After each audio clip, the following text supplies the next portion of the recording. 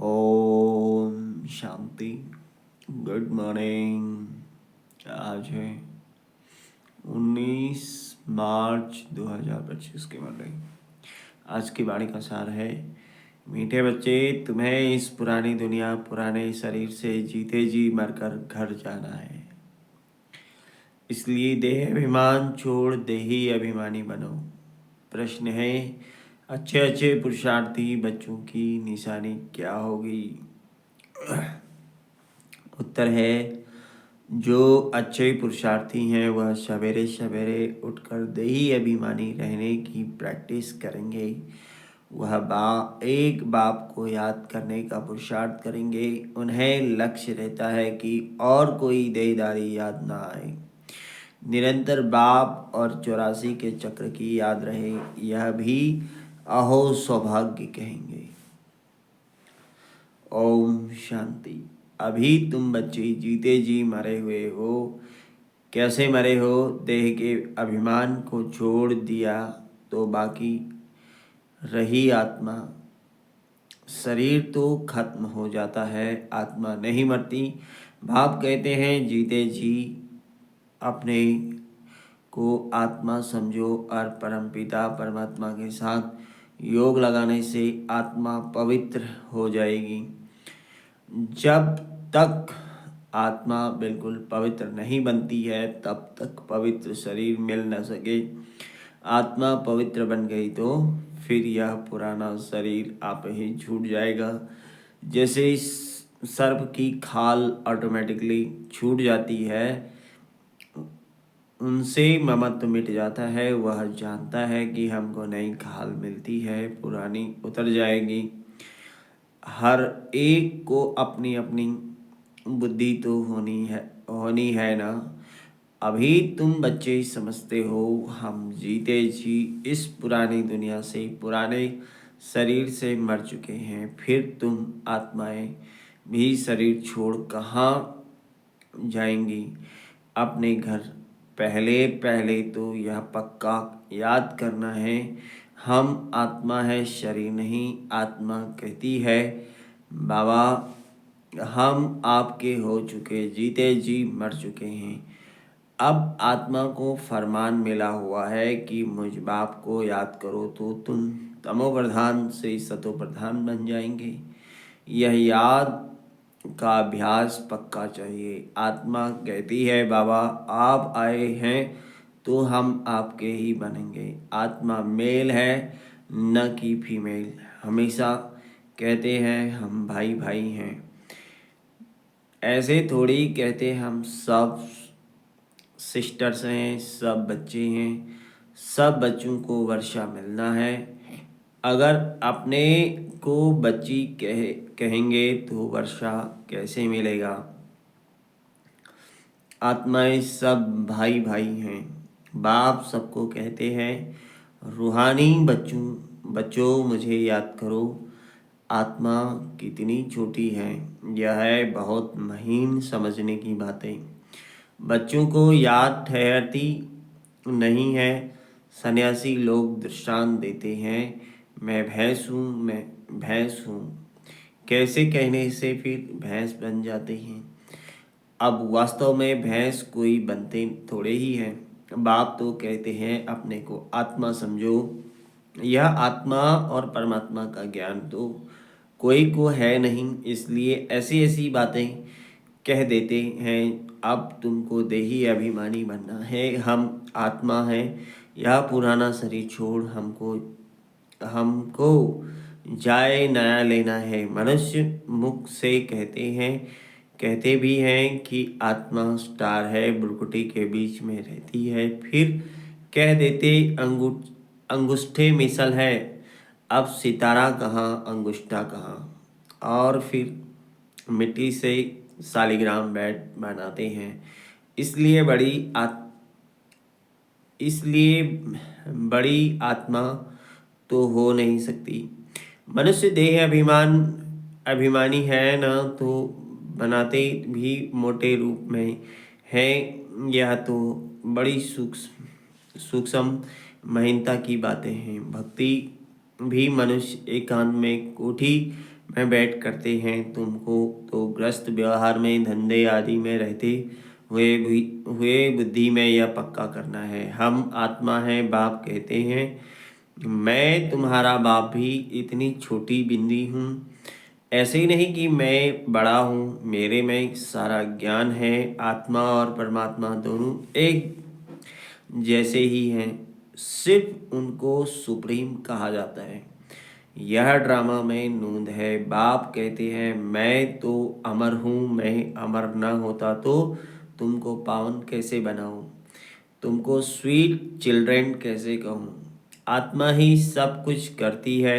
बाप आकर देही अभिमानी बनाते हैं, इसमें ही मेहनत है। बाप कहते हैं मुझे याद करो और कोई को याद ना करो।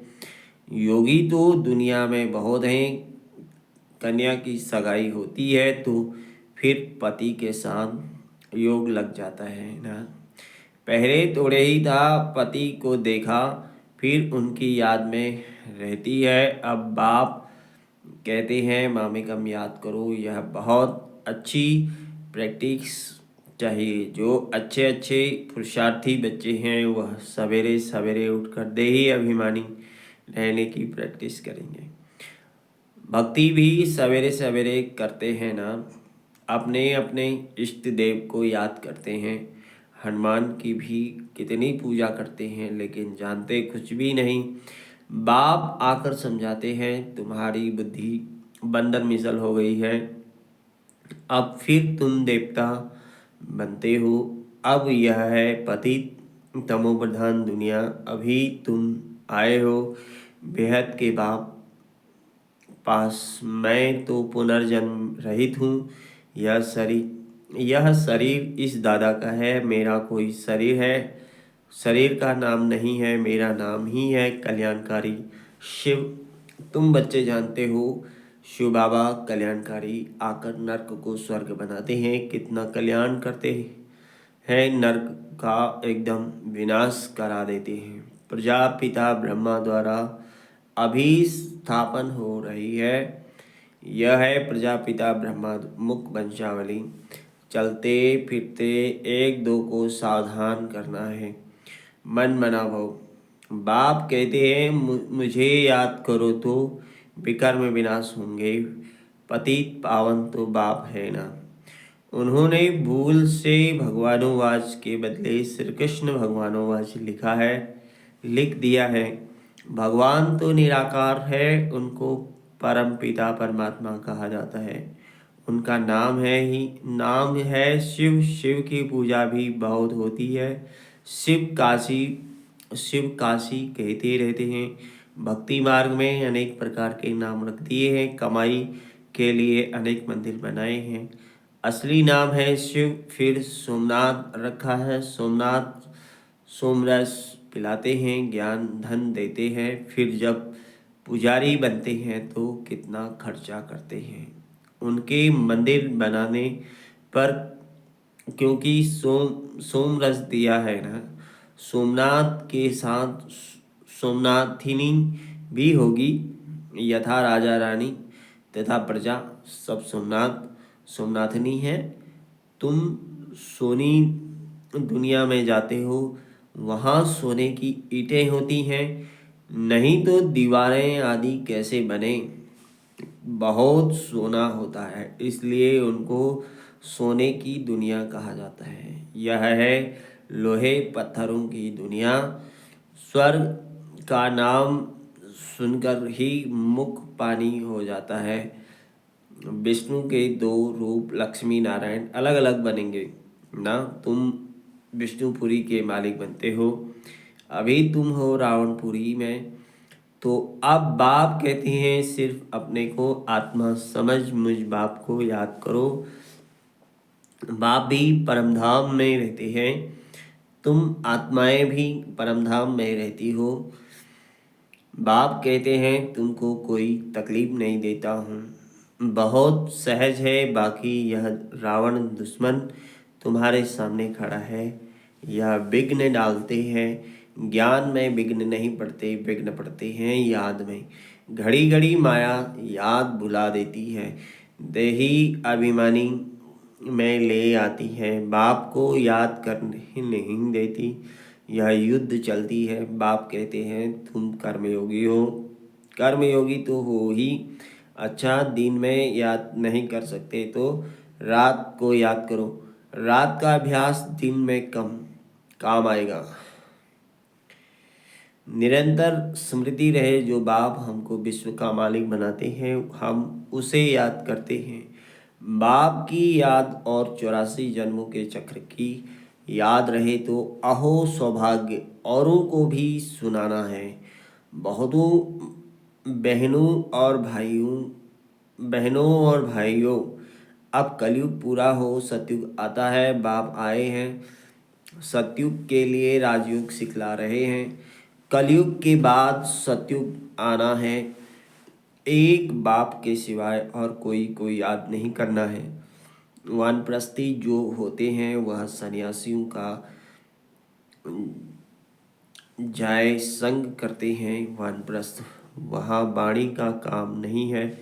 आत्मा शांत रहती है, लीन तो हो नहीं सकती। ड्रामा से कोई भी एक्टर निकल नहीं सकता। यह कोई को याद नहीं करना है, देखते हुए भी न याद न करो। यह पुरानी दुनिया तो विनाश हो जानी है, कब्रिस्तान है ना। मुर्दों को कभी याद किया जाता है क्या?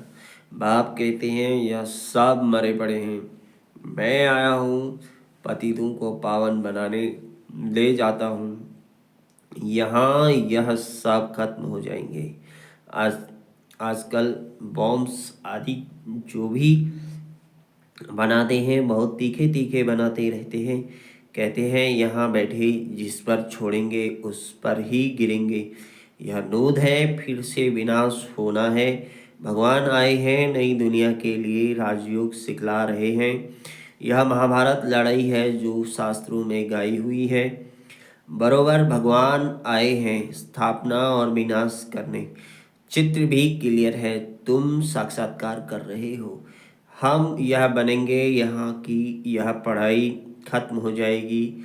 वहाँ तो बैरिस्टर डॉक्टर आदि की दरकार नहीं होती। तुम तो यहाँ का वर्षा ले जाते हो, हुनर भी सब यहाँ से ले जाएंगे। मकान आदि बनाने वाले फर्स्ट क्लास होंगे तो वहाँ भी बनाएंगे। बाजार आदि भी तो होगी ना, काम तो चलेगा। यहाँ से सीखा हुआ अकल ले जाते हैं, साइंस से भी अच्छे हुनर सीखते हैं। वह बस सब वहाँ काम आएंगे। प्रजा में जाएंगे। तुम बच्चों को तो प्रजा में नहीं आना है, तुम आए ही हो बाबा मम्मा के तख्त नसीन बनने। बाप जो श्रीमत देते हैं उस पर चलना है। फर्स्ट क्लास श्रीमत तो एक ही देते हैं कि मुझे याद करो। कोई का भाग्य अनायास भी खुल जाता है, कोई कारण निमित्त बन पड़ता है। कुमारियों को भी बाबा कहते हैं शादी तो बर्बादी हो जाएगी, इस गटर में मत गिरो। क्यों तुम बाप का नहीं बनेगी, स्वर्ग की महारानी नहीं बनेगी? अपने साथ प्रण करना चाहिए कि हम उस दुनिया में कभी नहीं जाएंगे, उस दुनिया को याद भी नहीं करेंगे। इस शमशान को कभी याद करते हैं क्या? यहाँ तो तुम कहते हो कहाँ, या शरीर छूटे तो हम अपने स्वर्ग में जाएंगे। अब 84 जन्म पूरे हुए, अब हम अपने घर जाते हैं। औरों को भी यही सुनाना है, यह भी समझाते हो। बाबा बिगर सत्युग की राजाई कोई दे नहीं सकते। इस रथ को भी कर्म भोग तो होता है ना। बाप दादा की भी आपस में कभी रूह रिहान चलती है। यह बाबा कहते हैं बाबा आशीर्वाद कर दो, खांसी के लिए कोई दवाई करो या छू मंत्र से उड़ा दो। कहते हैं नहीं, यह तो भोगना ही है। यह तुम्हारा रथ लेता हूँ, उसके एवज में तो देता ही हूँ। बाकी यह तो तुम्हारा हिसाब किताब है, अंत तक कुछ न कुछ होता रहेगा। तुम्हें आशीर्वाद करूँ तो सब पर करना पड़े। आज यह बच्ची यहाँ बैठी है, कल ट्रेन में एक्सीडेंट हो जाए तो हो जाता है, मर पड़ती है। बाबा कहेंगे ड्रामा। ऐसे थोड़ी कह सकते हैं कि बाबा ने पहले क्यों नहीं बताया। ऐसा कायदा नहीं है। मैं तो आता हूँ पतित से पावन बनाने, यह बतलाने थोड़ी आया हूँ कि यह हिसाब किताब तो तुमको अपना चुकतू करना है। इसमें आशीर्वाद की बात नहीं। इसके लिए जाओ सन्यासियों के पास। बाबा तो बाप ही एक बताते हैं। मुझे बुलाया ही इसलिए है कि हमको आकर नर्क से स्वर्ग में ले चलो, ले जाओ। गाते भी हैं पतित पावन सीताराम, परंतु अर्थ उल्टा निकाल दिया है। फिर राम की बैठ महिमा करते रघुपति राघव राजा राम। बाप कहते हैं इस भक्ति मार्ग में तुम कितने पैसे गंवाए हैं। एक गीत भी है ना, क्या कौतुक देखा। देवियों की मूर्तियां बनाए पूजा कर फिर समुद्र में डुबो देते हैं। अब समझ में आता है कितने पैसे बर्बाद करते हैं। फिर भी यह होगा। सतयुग में तो ऐसा काम होता ही नहीं। सेकंड बाय सेकंड की नूंद है। कल्प बाद फिर यही बात रिपीट होगी। ड्रामा को बड़ा अच्छा रीति समझना चाहिए। अच्छा कोई जास्ती नहीं याद कर सकते हैं तो बाप कहते हैं सिर्फ अल्प और बेबाप और बादशाही को याद करो। अंदर में यही धुन लगना लगा दो कि हम आत्मा कैसे 84 का चक्र लगाए आई है। चित्रों पर समझाओ, बहुत सहज है यह। है रूहानी बच्चों की से रूह रिहान। बाप रूह रिहान करते हैं बच्चों से, और कोई से तो कर न सके। बाप कहते हैं अपने को आत्मा समझो, आत्मा ही सब कुछ करती है। बाप याद दिलाते हैं तुमने 84 जन्म लिए हैं, मनुष्य ही बने हैं। जैसे बाप ऑर्डिनेंस निकालते हैं कि विकार में नहीं जाना है, तो ऐसे यह भी ऑर्डिनेंस निकालते हैं कि किसको रोना नहीं है।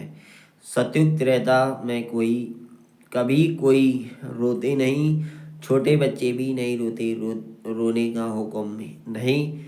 वह ही हर्षित रहने की दुनिया उनकी प्रैक्टिस सारी यहाँ करनी है। अच्छा मीठे मीठे सिकिला दे बच्चों प्रति माता पिता बाप दादा का याद प्यार गुड मॉर्निंग। रूहानी बाप की रूहानी बच्चों को नमस्ते। हम रूहानी बच्चों की रूहानी बाप दादा को याद प्यार गुड मॉर्निंग और नमस्ते। नमस्ते बाबा। धारणा के लिए मुख्य सार है बाप से अभी आशीर्वाद मांगने के बजाय याद की यात्रा में अपना सब हिसाब चुकता करना है। पावन बनने का पुरुषार्थ करना है। इस ड्रामा को यथार्थ रीति समझना है। इस पुरानी दुनिया को देखते हुए भी याद नहीं करना है। कर्मयोगी बनना है। सदा हर्षित रहने का अभ्यास करना है।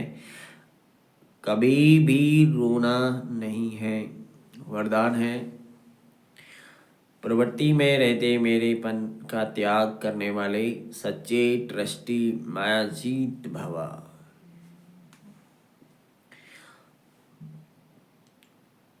जैसे गंदगी में कीड़े पैदा होते हैं वैसे ही जब मेरापन आता है तो माया का जन्म होता है। मायाजीत बनने का सहज तरीका है स्वयं को सदा ट्रस्टी समझो। ब्रह्मा कुमार माना ट्रस्टी। ट्रस्टी की किसी में भी अटैचमेंट नहीं होती क्योंकि उसमें मेरापन नहीं होता। गृहस्थी समझेंगे तो माया आएगी और ट्रस्टी समझेंगे तो माया भाग जाएगी। इसलिए न्यारे होकर फिर प्रवृत्ति के कार्य में आओ तो माया प्रूफ रहेंगे।